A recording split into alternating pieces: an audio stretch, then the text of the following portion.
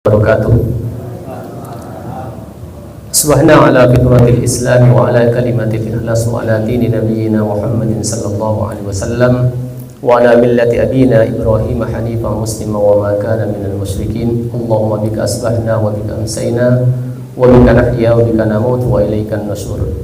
Asyhadu an la ilaha illallah wahdahu la syarika lah wa asyhadu anna Muhammadan abduhu wa rasuluh. Allahumma salli wa sallim wa barik wa karrim wa majid wa azim ala khatamil anbiya'i wal mursalin wa ala alihi wa ashabihi wa man da'a ila Allah bi da'watihi wa jahada billahi haqqa jihadihi. Subhanaka la ilma lana illa ma 'allamtana innaka antal alimul hakim. Allahumma anfa'na bima 'allamtana wa 'allimna ma yanfa'una warzuqna ilman yanfa'una. Allahumma inna nas'aluka ilman nafi'a wa rizqan thayyiban wa 'amalan mutaqabbalan, amma ba'du. Masyaallah muslimin jamaah salat subuh yang dimuliakan Allah Subhanahu wa taala. Bersyukur alhamdulillah di pagi yang baik ini untuk kesekian kalinya Allah berkenan memberikan kesempatan terbaiknya kepada kita semuanya. Kesempatan terbaik pagi hari ini ketika kita diberi kesempatan untuk salat subuh berjamaah. Kita melaksanakan berbagai aktivitas yang baik dan insya Allah diridhai Allah Subhanahu wa taala. Mudah-mudahan apa yang kita laksanakan dan yang akan kita laksanakan diridhai Allah Subhanahu wa taala, dan kita berharap mudah-mudahan kita diberi kemampuan kesanggupan untuk bisa menyempurnakan puasa kita sampai pada tanggal 30 Ramadan nanti.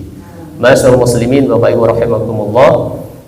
Pagi hari ini tema yang diberikan untuk dibahas pagi hari ini adalah al-mubtilatus ya shaum, atau hal-hal yang membatalkan puasa.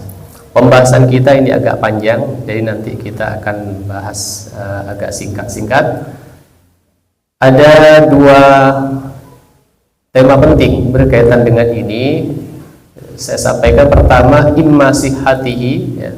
Ada kalanya hal-hal yang membatalkan puasa itu terkait dengan syarat sahnya puasa, sehingga puasanya menjadikan tidak sah karena batalnya puasa itu. Dan berkaitan dengan sahnya itu biasanya karena la yatimu arkanu, karena faktor kurang sempurnanya rukun atau syarat rukun pada puasa itu. Kemudian bisa saja imma ajrahu, ada kalanya puasa itu batal pahalanya. Secara syariat mungkin dia sempurna, tetapi pahalanya itu habis atau pahalanya batal. Ini biasanya karena al-a'malul lati tufsiduhu, karena ada perbuatan yang merusak pahala itu. Bapak rahimakumullah, dua hal ini berbeda tapi satu kesatuan yang tidak bisa dipisahkan, yaitu kita mengusahakan untuk sah secara syariat, tapi juga kita mengupayakan sah secara hakikat. Jadi ada dua hal. Yang pertama, keabsahan puasa secara syariat biasanya terkait dengan dunia fikih, dan ini lebih mudah, dan ini insya Allah semuanya mampu untuk bisa mempertahankan puasa dari keabsahannya. Adapun yang kedua, mempertahankan pahala puasa. Ini yang agak lebih rumit dan lebih sulit bagi manusia, bagi kita, lebih sulit bagi kita, karena banyak hal-hal yang sebenarnya mampu untuk kita hindari, tapi memang sulit untuk dihindari. Nanti akan kita bahas beberapa hal berkaitan dua hal ini. Bapak rahimakumullah, jadi dalam ibadah secara umum, termasuk dalam puasa itu, ibadah akan mempunyai nilai di sisi Allah kalau dua ini bisa terpenuhi. Sekalipun ibadahnya itu sah, ibadahnya sah secara syariat, belum tentu ia mendapatkan pahala. Belum tentu ibadah itu diterima oleh Allah, karena ia dapat pahala karena faktor diterima. Jadi ibadah yang telah dilaksanakan secara sah belum tentu diterima oleh Allah, yang dengan itu belum tentu mendapatkan pahala. Kalau sebaliknya, kalau ibadah itu telah tidak sah, namanya sudah tidak sah, maka sudah pasti tidak diterima. Tidak sah. Ya, ibadah puasa, ibadah sholat kalau sudah tidak sah, tidak memenuhi syarat rukunnya, maka jelas tidak diterima. Makanya keabsahan ibadah itu standar minimal yang mesti dipenuhi oleh seorang yang melaksanakan ibadah. Termasuk ketika kita melaksanakan puasa, standar minimal yang harus kita penuhi adalah keabsahan secara syariat. Dan itu kita perlu tahu detail tentang syariat itu. Kemudian yang berkaitan dengan hakikat. Ini hakikat biasanya ada kaitannya dengan batiniah kita. Termasuk juga mungkin amaliyah. Contohnya begini, misalnya sholat sah, wudhunya sudah bagus, sholatnya sudah bagus secara syariat, tapi dalam hatinya ada keinginan untuk dilihat orang, ada keinginan untuk diperhatikan orang, maka di situ ada namanya riya atau sum'ah. Ini yang jadi penyakit sehingga sholatnya menjadi tidak diterima. Itu salah satunya. Sah secara syariat, bagus secara syariat, ya, ini berkaitan dengan amalan hati yang bisa merusak. Kemudian juga berkaitan dengan puasa, misalnya kita sudah memenuhi syarat sahnya puasa dengan baik, tapi kemudian ada amalan lain selain amalan batin, tapi ada amalan lisan. Di antaranya adalah man lam yada' qaula zur, yaitu ketika seseorang tidak bisa meninggalkan perkataan dusta. Falaysa lahu 'alallahi syarabahu wa ta'amuhu, maka tidak ada keinginan bagi Allah Subhanahu wa taala untuk hanya sekedar menahan lapar dan dahaga. Artinya orang itu sah secara syariat, tapi kemudian puasanya tidak bernilai, atau bahasa yang lain itu kamin shaimin laisa lahu min siyamihi illal ju' wal 'atas. Bapak-bapak, ini pembahasan besar kita untuk pagi hari ini, dan nanti ada pembahasan lanjutan, masih ada kaitannya dengan dua hal ini. Karena itu membutuhkan waktu sehingga nanti pembahasannya mungkin agak singkat. Baik, kita akan mulai dari fikihnya saja. Fikih pembatal puasa. Insya Allah Bapak Ibu sudah paham yang ini, jadi kita singkat-singkat saja. Yang pertama, al-istisqa. Istisqa itu muntah dengan sengaja. Insya Allah ini sudah kita pahami, yaitu ayyatabda shaim ikhrajul qa'im min jawfihi, yaitu dengan sengaja orang yang berpuasa mengeluarkan dengan sengaja, dan sengaja dengan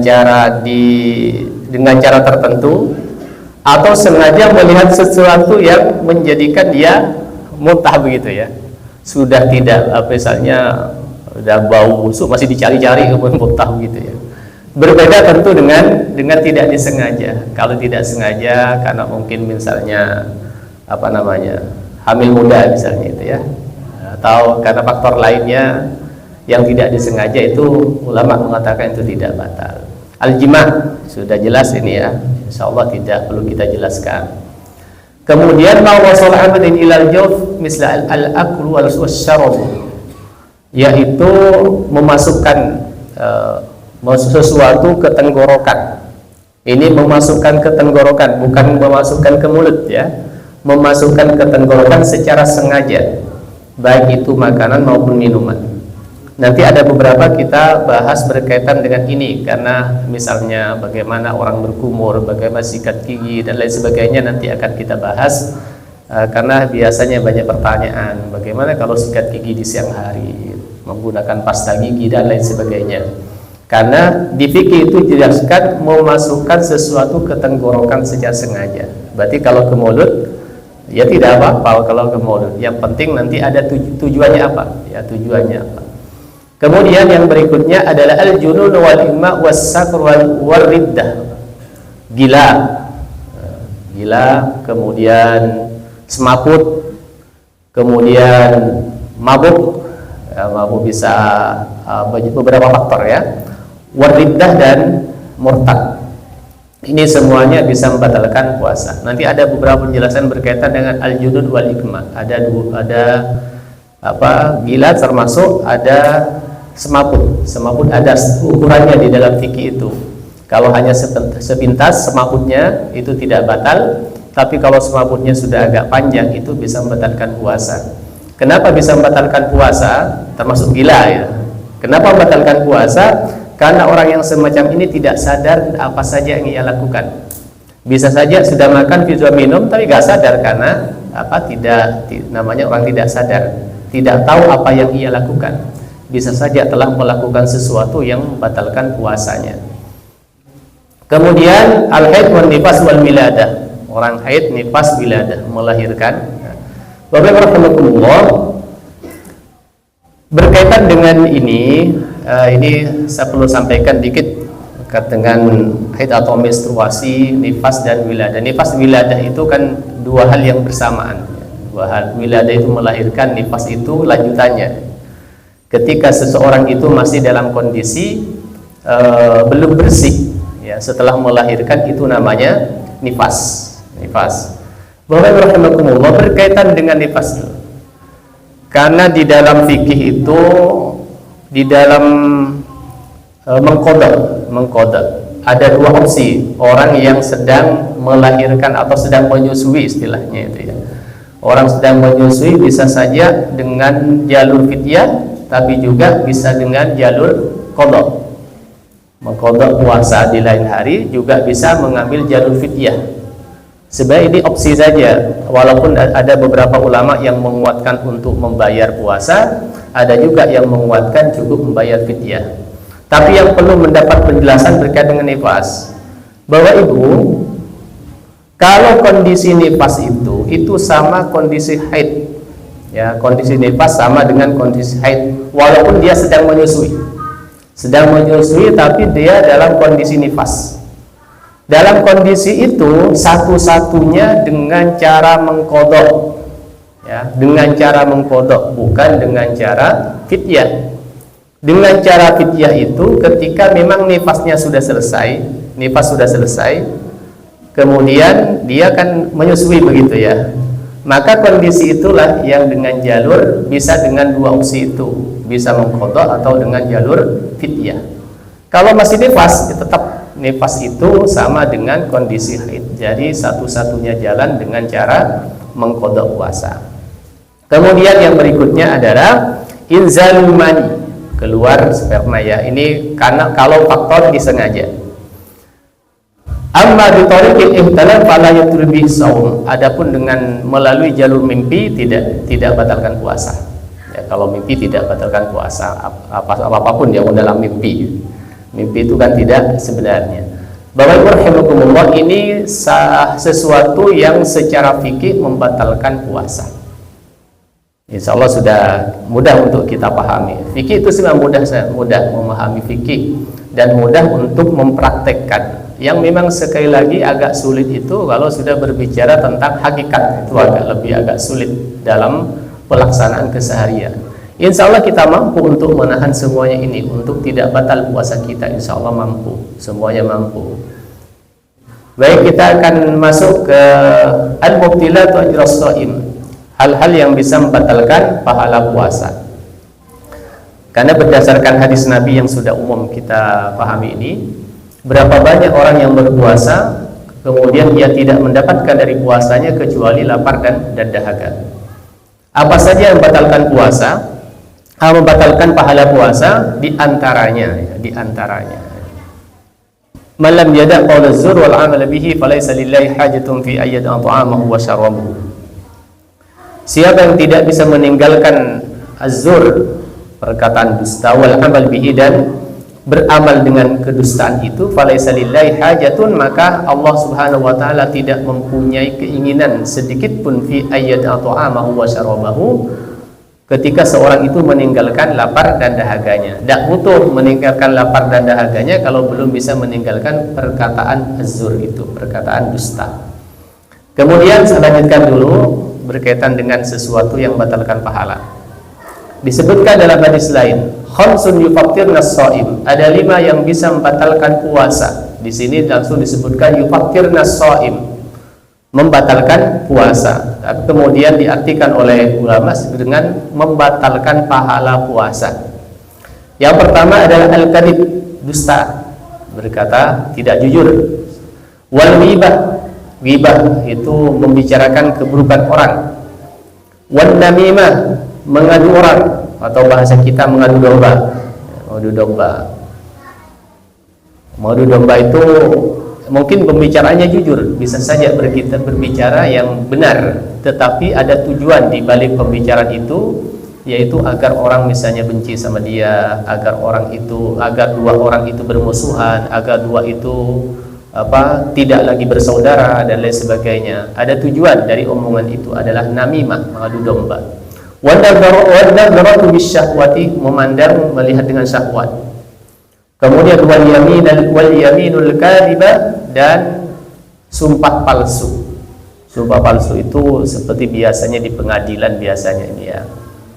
Jadi keterangannya sudah disumpah tapi menerangkan sesuatu dengan cara tidak sesuai. Itu sebenarnya hampir sama dengan dusta. Bapak Ibu rahimakumullah, ini yang mungkin lebih sulit untuk ditinggalkan, untuk kita cegah. Apalagi dengan adanya media sosial yang luar biasa semacam ini, dan kita bersamanya setiap hari. Makanya ketika kita berbicara tentang dusta, berbicara tentang ghibah, namimah dan lain sebagainya, itu tidak saja apa yang kita ucapkan secara lisan oleh kita, tapi juga apa yang kita bicarakan di media sosial. Dia dengan menulis di media sosial, mengomentari di media sosial, membuat status di HP kita, buat status di media sosial, itu bagian dari pembicaraan kita. Kalau pembicaraan itu bisa mengandung beberapa hal ini, maka bisa, kalau hadis ini bisa menggugurkan pahala puasa. Bapak Ibu rahimakumullah, padahal ya, kalau kita lihat hadis Nabi SAW, puasa itu mempunyai keutamaan yang luar biasa, mempunyai pahala yang luar biasa. Pahalanya luar biasa. Orang yang berpuasa dan beramal di bulan puasa itu pahalanya luar biasa. Ya, disebutkan dalam satu hadis qudsi ini yang sudah cukup umum hadisnya itu, kullu amali ibni adam yudha'afu al-hasanati bi asyri amsalha ila 700 dhifin illa as-shaum fa innahu li wa ana ajzi bi. Nabi menyampaikan kepada kita dalam hadis qudsi ini bahwasanya semua amal anak Adam, semua amal baik anak Adam yudha'aful hasanah, ya, kebaikannya lipat gandakan bi asyri amsalha, minimal 10 kali kebaikan, minimal 10 kali lipat, ila 700 dhifin, sampai 700 kali lipat, illa shaum, kecuali puasa, fa innahu li wa ana ajzi bi, puasa itu untukku dan akulah yang akan membalasnya. Hadis itu memberikan satu pengertian, dikecualikan puasa dan beramal di bulan puasa. Untuk amalan yang normal di hari-hari biasa itu dilipat gandakan 10 sampai 700 kali lipat. Adapun untuk puasa berarti di atas itu semua, di atas lipatan itu kan luar biasa pahalanya. Nah, pahala yang luar biasa itu, pahala yang besar itu bisa terhapus. Ini luar biasanya, bisa terhapus dengan amalan-amalan semacam ini, ya.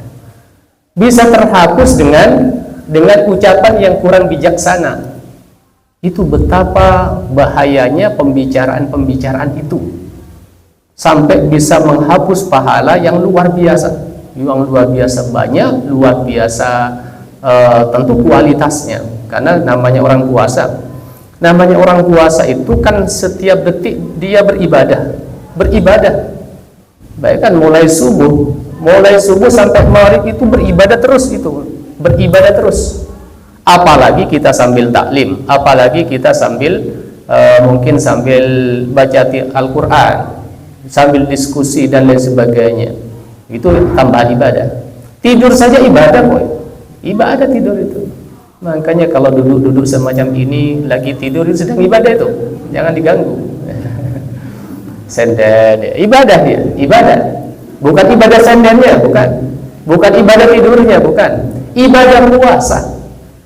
Jadi walaupun tidur sedang ia beribadah, sedang beribadah.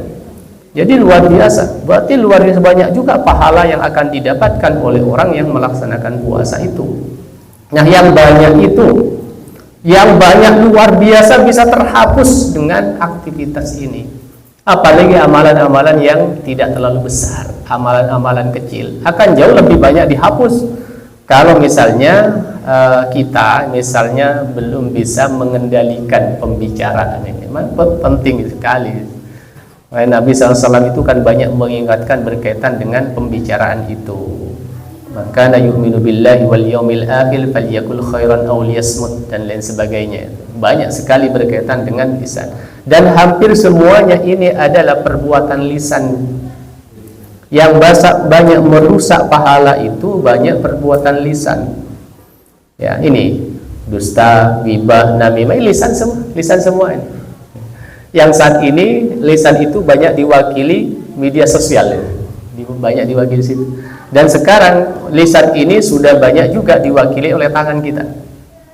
Tangan kita sudah berbicara saat ini. Makanya ada yang menafsirkan ayat di surat Yasin itu, di surat Yasin, al-yawma nakhtimu ala afwahihim wa tukallimuna aydihim wa tashhadu arjuluhum bima kanu yaksibun. Suatu saat nanti mulut ditutup, tapi kemudian yang berbicara adalah tangannya.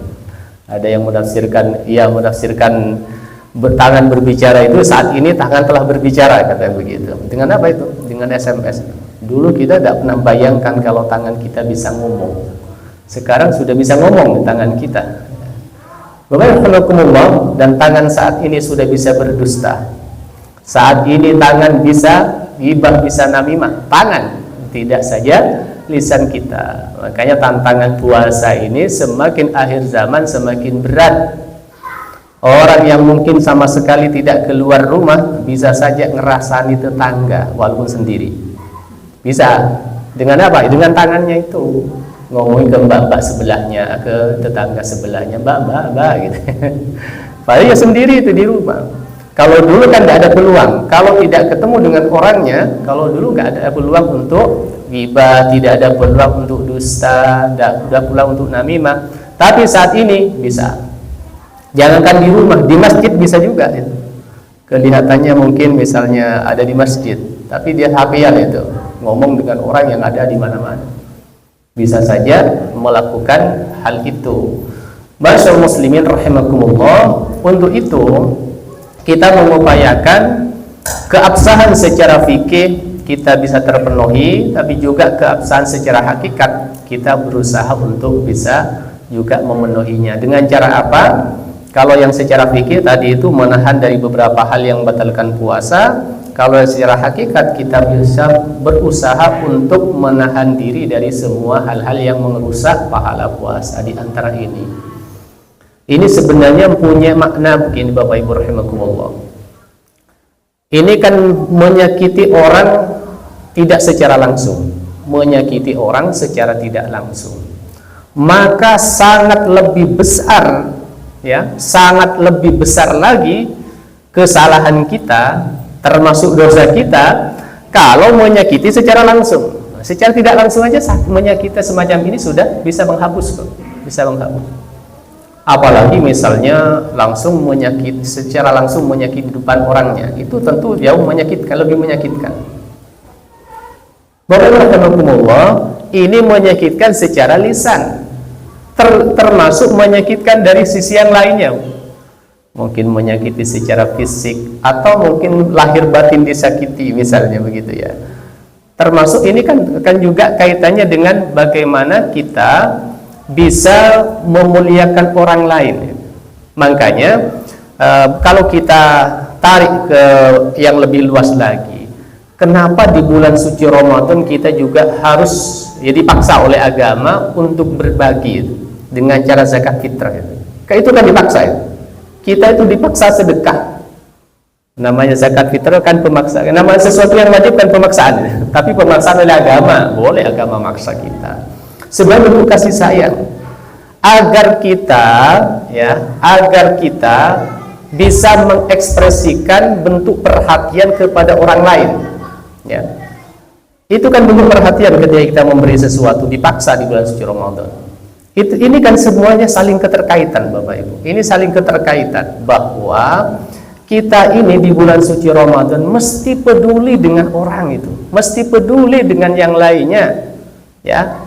Makanya kalau memang belum bisa memberi, jangan menyakiti, intinya begitu. Jangan menyakiti kalau belum bisa berbagi, belum bisa memberi, belum bisa membahagiakan orang, paling tidak jangan sampai menyakiti orang. Baik menyakiti secara langsung maupun tidak secara langsung. Ini perhatian agama terhadap terhadap kehidupan sosial kemasyarakatan kan luar biasa. Terlebih khusus di bulan suci Ramadan sampai diingatkan sampai semacam ini kan bagian pendidikan yang luar biasa agar kita tidak hanya soleh secara pribadi. Sholatnya bukan hanya kita dituntut bagus, puasanya bukan hanya dituntut bagus, tapi juga bagaimana kita mengupayakan untuk bisa bagus kepada sesama. Ya, tidak sampai ada hal-hal yang bisa menyakiti antara satu dengan yang lainnya. Baik muslimin yang dimuliakan Allah Subhanahu wa taala. Baik, kita lanjutkan. Beberapa persoalan, beberapa pertanyaan yang sering muncul. Yang pertama, bagaimana sikat gigi di siang hari? Saya sampaikan pandangan-pandangan ulama fikih. Khususnya ketika menggunakan pasta gigi, termasuk tidak menggunakan pasta gigi. Yang pertama, berpandangan makruh jika telah melewati waktu duhur. Ini pandangan Imam Syafi'i dan Imam Hambali. Yang kedua, berpandangan mubah kapan saja Imam Maliki dan Imam Hanafi. Sepakat batal jika ada material yang tertelan, baik itu air, pasta gigi maupun serabutnya atau yang lainnya. Kalau ada yang tertelan itu jelas itu membatalkan puasa, ya, membatalkan puasa. Kecuali dalam keadaan tidak sengaja, ya, tidak sengaja dan itu tuntutan. Saya masuk ke ini langsung nanti berkaitan dengan berkumur, ya. Berkumur juga begitu. Berkumur itu, Bapak Ibu, itu boleh berkumur karena memang satu paket dalam pelaksanaan syariat. Ketika berwudu kan berkumur. Berbeda dengan berkumur main-main, beda. Anak-anak misalnya mainan berkumur itu beda lagi, ya. Kalau dalam melaksanakan syariat, kemudian kita berkumur di situ, hampir bisa dipastikan air itu akan ada di mulut kita, tersisa itu, ya, hampir bisa dipastikan. Kan air itu bisa masuk celah-celah gigi kita, di mulut kita, kan kemungkinan besar tidak terkeluarkan semua pada saat kita berkumur, walaupun hanya berapa persen gitu, berapa 0,000% gitu, ya, bisa saja ada di dalam mulut kita. Kondisi semacam itu dimaafkan kalau kondisi memang tidak memungkinkan, ya. Makanya ketika kita berwudu, termasuk ketika sikat gigi itu, upayakan semaksimal mungkin untuk mengeluarkannya, tidak hanya sekali dua kali, ya, berkali-kali gitu, ya. Berkali-kali kita keluarkan agar kita memastikan benar-benar air itu tidak tersisa, khususnya air yang dimasukkan ke mulut kita. Adapun yang kesulitan memang sudah kita sengaja tersisa, ketelan itu, maka itu tidak batal. Ya. Jadi kalau misalnya mau hati-hati, ya boleh tidak berkumur, tapi apa jadinya mulai pagi sampai sore gak berkumur, apalagi bangun tidur. Bangun tidur pagi-pagi lagi tidurnya. Makanya upayakan sampai, walaupun ada memang aroma mulut orang berpuasa itu lebih harum dari minyak misik atau minyak kasturi, lebih harum. Tapi kalau di tengah-tengah kita itu tetap gak harum, gitu, ya. Makanya tetap harus kita jaga. Upayakan saat kita berjamaah, khususnya jamaah sholat zuhur dan asar, tetap harus kita jaga loh. Ini kan belum pernah bahas berkaitan dengan sholat berjamaah, ya. Dalam salah satu hadis Nabi SAW itu, Nabi itu melarang orang yang baru makan bawang untuk berjamaah di masjid. Apa maksudnya? Orang yang aromanya gak enak itu dilarang oleh Nabi kalau ke masjid berjamaah. Ini lagi-lagi berkaitan dengan nilai-nilai sosial yang harus kita jaga, Bapak Ibu. Tidak hanya untuk diri kita, orang lain itu harus kita jaga. Tidak sampai orang lain tersiksa dengan keberadaan kita. Kalau aromanya gak enak kan menyiksa orang. Mau nafas, masa gak mau nafas? Ya, ketika nafas aroma kurang enak misalnya, makanya tetap harus kita jaga, harus tetap kita jaga. Bapak rahimakumullah, tetap ini berkaitan dengan boleh tidaknya ya, karena fikih. Upayakan kalau kita berwudu ya tetap berkumur, kemudian upayakan tidak terlampau. Misalnya kan biasanya sampai agak lama di dalam wudu itu, sekedarnya saja, sekedar mungkin mengurangi aroma. Kemudian apakah yang tertelan? Bukan, kalau tadi itu kan sudah mengusahakan keluar ini semuanya, berarti tidak batal. Kalau sudah mengusahakan masih sisa. Kalau misalnya kondisi tertentu ketelan, tidak sengaja karena faktor kaget misalnya pas lagi wudhu duhur misalnya, lagi berkumur, ada temannya usil di belakang, gitu misalnya, kaget dia, akhirnya ketelan, bukan hanya 2 tetes loh, sampai lumayan itu. Nah, yang semacam itu tidak batal, karena kondisi saat itu sedang memang melaksanakan perintah ibadah, yaitu wudhu. Berbeda dengan kondisi orang sedang main-main, misalnya main-main berkumur air, itu mainan, bukan ini anak-anak ya. Kalau orang tua masa main-main kan mungkin enggak. Kemudian dikageti itu, ketelan, itu beda lagi, itu bisa batalkan puasa. Karena ketidaksengajaan itu karena faktor mainnya itu. Ya, tapi kalau karena lagi beribadah, ya, lagi berwudu, kemudian kita tidak ada niat ya menelan itu, tapi kalau kaget begitu ya, kaget, entah karena dikaget temannya atau karena petir atau apa begitu ya, mau jatuh kepleset kemudian ketelan itu, maka itu ulama mengatakan itu tidak batal. Ya, karena tidak ada unsur kesengajaan di situ. Bapak rahimakumullah, tapi upayakan tidak sampai usil sama teman kita yang sedang puasa, karena ingin membahagiakan orang gitu ya. Tak batal biar bisa minum ya. Siapa dikageti, itu perbuatan baik yang tidak baik. Ya, ada perbuatan baik yang tidak baik ya. Bapak rahimakumullah. Kemudian yang kedua, ini oke. Ada fatwa dari Lajnah Ad-Daimah berkaitan ini. La kharaja fi istimalil ma'jun ma'as siwak li'annahu laysa min jinsi at-ta'am wasyarab walakin la yubaligh fi istimali khasyatan min dukhuli syai'in minhu ila jawf. Jadi kepandangan ini Bapak rahimakumullah, yang mubalah la haraja fi istimalil ma'jun itu pasta gigi ma'as siwak, tidak apa-apa. Kan alasannya apa? Di annahu laisa min jinsi ta'am wa syarab, itu bukan jenis makan atau minum. Ya, membersihkan gigi bukan bagian dari makanan. Karena yang membatalkan itu kalau masukkan ke tenggorokan. Walakin la yubaligh fi istimalihi, tapi perlu kehati-hatian ini. Perlu hati-hati untuk penggunaan itu. Tidak sampai terlampau masuk ke tenggorokan kita, dan upayakan betul-betul menjaga tidak sampai ada yang masuk ke tenggorokan. Ini juga fatwa Syekh bin Baz ini. Yang mengatakan lau sabil firasat wal ma'jun lakin yahdar ayyadhabu ila jawfi syai'. Ini sama dengan fatwa yang tadi itu ya. Fatwa Syekh bin Baz itu. Boleh mengusuk gigi, menggunakan pasta gigi, akan tetapi hendaknya berhati-hati agar tidak masuk ke kerongkongannya sedikit pun, dan bersungguh-sungguh mengeluarkan apa yang ada di mulutnya sehingga tidak tertelan sedikit pun. Bersungguh-sungguh. Oke, kita lanjut. Bagaimana dengan berobat melalui injeksi? Sebenarnya kalau orang itu sudah sakit, nanti kalau waktunya ada, ini kayaknya nggak cukup waktunya. Intinya kalau orang itu sakit sudah boleh tidak berpuasa, boleh. Seberapa standar orang itu dikatakan boleh tidak berpuasa, ulama itu mengembalikan pada kondisi masing-masing. Karena satu orang dengan orang lain itu tidak sama.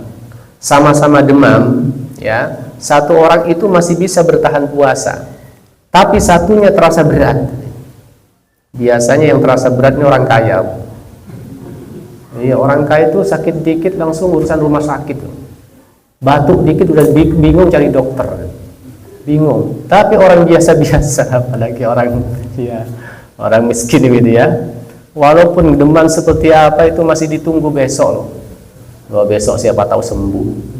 Sehingga kondisi ini juga akan pengaruh pada ketahanan saat ia berpuasa. Ya, orang yang sudah biasa sakit begitu, ketika puasa ia sakit, ya akan mungkin ya biasa-biasa saja itu, biasa saja. Tapi orang yang tidak biasa sakit itu akan sangat tersiksa. Karena itu dikembalikan pada masing-masing kita. Tapi tentunya tidak sembrono memutuskan. Tetap kita upayakan, tetap upayakan. Sama dengan misalnya safar dan lain sebagainya, tetap mengupayakan puasa. Tetap sahur, tidak diniatkan untuk tidak puasa, tidak, ya. Sakit kecuali memang sakitnya agak parah ya, sudah parah ya, beda lagi. Mau bepergian dan sebagainya, tetap sahur. Persoalan nanti di perjalanan wah memang benar-benar kuat, barulah tidak puasa. Tidak diniatkan mulai kemarin, aku besok gak puasa ya. Kalau sudah niat gak puasa, karena sudah ada niat, itu jelas tidak akan kuat, tidak akan kuat. Namanya sudah niat gak puasa. Dan pagi-pagi sudah menagih badannya untuk mau makan, karena sudah tidak ada niat puasa. Berbeda dengan orang yang sudah niat. Kalau sudah ada niat itu biasanya akan berusaha bertahan. Tapi kalau kondisi tertentu sudah tidak mampu, dia boleh berbuka. Ya. Nah, secara umum saya sampaikan, injeksi itu sekedar obat, ya, sekedar obat. Sebuah penyakit, ulama kalau membolehkan, boleh. Ya. Tapi injeksi nutrisi itu ada pandangan. Tapi ini saya kira tidak usah. Walaupun ada yang membolehkan, saya kira perlu dihindari lah. Injeksi nutrisi itu kan biasanya ya bisa menghilangkan rasa lapar kan ya. Walaupun itu tidak dari mulut, tetapi itu fungsinya hampir sama. Mungkin sama lah dengan makan. Sehingga mungkin kita akan lebih berhati-hati memilih yang mengatakan batal puasanya kalau sudah injeksi nutrisi. Walau ada yang mengatakan boleh. Kenapa mengatakan boleh? Karena itu bukan masuk kategori makan. Tapi kan kita sama-sama mengetahui kalau nutrisi itu kan juga bagian dari makanan, hanya tidak melalui mulut, ya, tidak melalui mulut kita. Kemudian donor darah sama dengan bekam ya. Ini secara umum tidak batalkan. Lanjutkan. Mencuci makanan boleh, tapi jangan buat langganan. Jangan dibuat kebiasaan. Sampai ada satu narasi yang mengatakan bahwa itu kondisi di mana seorang memang benar-benar ragu dengan makanan itu. Kalau sudah tiap hari masak, apalagi masakannya itu tok gitu loh. Masa sudah setiap hari dicicipi, kan juga ini dipertanyakannya ini mau mencicipi apa mau berbuka awal gitu ya. Sebenarnya dalam satu maqal qaul Ibnu Abbas mengatakan la ba'sa yadhuqal khalla wa syai' ma lam yadkhul khalqahu wa huwa sha'im, bahwa tidak masalah bagi seorang yang berpuasa mencicipi cuka atau sesuatu selama tidak masuk kerongkongan.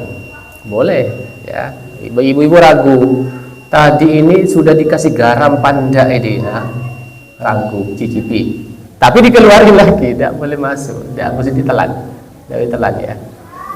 Itu boleh bapak. Kalau bapak-bapak tidak usah, tinggal makan. Nanti kalau berbukanya semua sekeluarga ayo nyicipi semuanya. Ya tidak usah, karena ini bukan seremonial. Ya, ini dalam keadaan tertentu saja diperkenankan agar nanti berbukanya benar-benar bisa dinikmati bersama. Tidak sampai ada keasinan berbukanya, kan gak nikmat, kira-kira begitu ya. Menahan air liur boleh ya, boleh saya oke. Saya lanjutkan. Berkumur kalau tidak sengaja boleh, kalau tidak sengaja. Yang tertelan ini ya, tertelan tidak sengaja. Ini penjelasannya. Oke. Saya kira itu karena sudah berbunyi cepat rupanya ya. Mungkin ada yang mau memberikan komentar berkaitan pembahasan. Ini sebuah panjang di pembahasan berkaitan orang yang tidak puasanya, tapi saya kira sudah Bapak Ibu paham. Oke, Bapak. Oh iya. Oh ini salam. Waalaikumsalam warahmatullahi wabarakatuh. Apa itu? Oh iya. Apakah fidyah itu bisa dibayarkan pada saat berbarengan dengan pembayaran fitrah?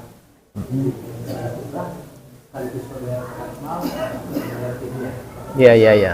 Dan keduanya, dalam kondisi yang wajar sekarang ini, berapa kira-kira fidyah yang wajar Oke. orang per hari dijalankan? Terima kasih. Oke, langsung fidyah. Ya, cara pembayaran fidyah. Untuk jumlahnya, ini karena tidak saya tulis untuk jumlahnya. Jumlahnya itu kalau bayar beras itu 6 on per hari. 6 on per hari. Sebenarnya yang paling praktis, Bapak Ibu, fidyah itu memberikan makan 1 kali dalam sehari sesuai dengan yang kita makan sehari-hari. Yang enak itu kalau saya menyarankan biasanya kalau bisa memberikan untuk berbukanya orang miskin, karena fidyah hanya untuk miskin, tidak untuk yang lain. Fafidyatun ta'amu miskin, hanya untuk orang miskin, tidak bisa yang lainnya. Cukup misalnya pas berbuka puasa kita masak lebih, 1 bagian dikasih ke orang miskin, itu sudah bisa selesai dengan seperti itu. Tapi kalau mentahannya, ulama memberikan standar dengan 6 on beras. Ya. Caranya bagaimana? Boleh bersama-sama zakat fitrah, boleh. Yang penting caranya, Bapak Ibu, dibayarkan harian boleh, dibayarkan mingguan boleh, ya. Dibayarkan 1 kali di akhir bulan boleh. Yang tidak boleh adalah membayar sebelum hari lewat. Misalnya ini masuk hari ke 9 ya. Sekarang berapa ini? 9 ya, ini masuk hari ke-9 dan sudah pada hari ini misalnya dia tidak puasa, maka membayar 9 hari sampai hari ini misalnya. Tidak bisa yang ke-10, 11 seterusnya dibayarkan hari ini, tidak bisa. Kalau fidyah tidak bisa ya. Jadi harus melewati hari dulu, begitu ya. Ya singkatnya begitu, berkaitan dengan fidyah. Dan yang fidyah itu ada beberapa golongan. Di antaranya yang memang sudah tidak mampu berpuasa karena faktor usia. Bapak tadi ada lagi? Oke. Segitu Pak ya? Oke, makasih. Saya mau menanyakan tentang hibah, Ustaz. Oke. Ini kan kita berinteraksi ya, bekerja dan berinteraksi dengan banyak orang. Kalau misalnya terlibat dalam hibah itu, baik sengaja maupun tidak disengaja, kalau sengaja itu mungkin namanya, terutama yang tidak sengaja Ustaz, secara langsung dan tidak langsung, apakah cukup dengan kita beristighfar atau seperti apa Ustaz? Misalnya gini, ini tidak sengaja kita menjadi pendengarnya, penikmat gitu ya? Ya, bagaimana respon kita? Kan sederhana Ustaz, buka puasa juga ngobrolin yang bawa tajin atau ngobrolin yang sediakan tajin gitu ya. Itu pembicaraan yang biasa Ustaz. Nah, kalau misalnya itu termasuk juga apa yang sebaiknya kita lakukan sebagai pendengar dan bagaimana respon kita ketika misalnya kawan kita ini sedang mengibahi atau sedang mengomongi saudaranya yang lain. Terima kasih Ustaz. Baik. Ini kondisinya ketika kita tidak sedang sengaja menjadi pendengar atau apa namanya, tidak sengaja lah intinya, mendengar tanpa sengaja. Bapak Ibu rahimakumullah, minimal sebenarnya kalau di dalam hadis itu kan ada 3 tahap gitu ya. Man ra'a minkum munkaran falyughayyirhu bi yadihi fa illam yastati' fa bi lisanihi wa illam yastati' fa bi qalbihi wa dzalika dhaful iman. Siapa yang melihat kemungkaran, ya kemungkaran termasuk itu ya. Itu kan kemungkaran, hal yang tidak baik. Falyughayyir biyadihi. Kalau memang mampu ya sampaikan saja secara lisan. Kalau dia sebagai pimpinan, sebagai ketua, sebagai apa, dia kan punya power ya, biyadihi, berubah dengan tangannya, dengan kebijakannya, atau langsung menegur. Wa ila lisanihi. Kalau tidak mampu ya dengan lisannya boleh. Kalau misalnya dia sudah punya nama di situ begitu ya. Karena dengan lisan pun kita harus jaga Bapak Ibu, jaga. Karena kalau posisi kita di situ bukan siapa-siapa begitu, kemudian ngomong menasihati, kan kadangkala orang lain justru akan semakin semakin terpancing untuk bukan hanya menggibahi orang ya, bisa saja jadi sasaran yang ngomongin ini. Makanya nanti lihat situasi. Jika situasi dan kondisinya memungkinkan menyampaikan secara lisan, kita sampaikan. Untuk tidak ngomongin orang, apalagi di keluarga. Keluarga kan mudah kalau di keluarga. Ini misalnya ibunya ngomongin apa, udah tidak usah ngomongin seperti itu, selesai kan? Atau anaknya atau ayahnya ngomongin orang, ibunya yang negur gitu kan, selesai.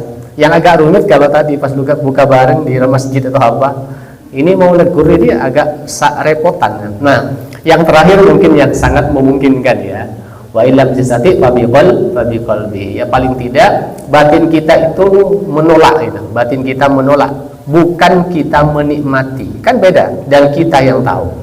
Kita yang tahu. Kita ini sedang menikmati atau sedang menolak sebenarnya. Ya. Biasa kalau menikmati itu nambah bumbu. Membumbui itu menikmati. Atau semakin mendekat, ngoping gitu. Allah alam bisawab. Ya, mudah-mudahan kita dengan usaha ya, namanya manusia kadangkala bisa saja tergelincir itu, bisa saja, dan sangat mungkin Bapak Ibu, karena kita punya lisan yang setiap hari ya ngomonglah setiap hari itu. Bisa saja, karena itu kita harus ya perlu selalu untuk ya minta ampun kepada Allah selain kita mengupayakan untuk bisa terhindar dari itu. Mungkin itu Allah alam bisawab. Oh, satu lagi. Tidak apa Bapak Ibu ya, libur ini. Libur ya. Saya itu tergantung jamaah. Ya, enggak. Makasih Ustaz. Ini hubungannya dengan riba. Kita kan kadang-kadang sering membicarakan pemimpin kita. Walaupun pemimpin kita itu memang betul-betul salah. Ya. Nah, terus kita itu nggak sadar, terus kita ngomongkan bersama-sama, apalagi kadang-kadang kita ribanya itu di masjid. Ini bagaimana Ustaz? Baik, ghibah itu sebenarnya berkaitan dengan pribadi, Pak. Biasanya.